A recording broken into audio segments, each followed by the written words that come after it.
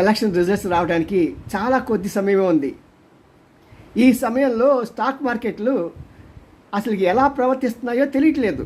ఒక తుఫాన్ సమయంలో ఒక చిన్న పడవ వేసుకొని సముద్రం మీద వెళ్తున్నప్పుడు 2-3 జాలరు దాంట్లో కూర్చొని వాళ్ళు పాపం తెడ్లు వేస్తూ వెళ్తూ ఉంటే ఆ సీన్ ఎలా ఉంటుందో ఒక్కసారి ఊహించుకోండి.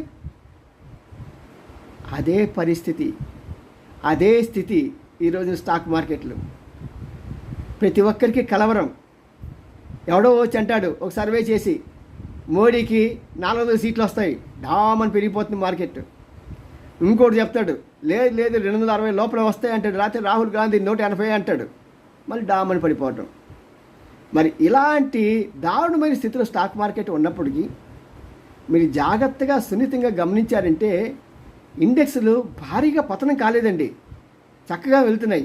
మంచి స్టాకులు కొనుక్కొని దాచిపెట్టుకోండి, బాగుంటుంది లాంగ్ టర్మ్.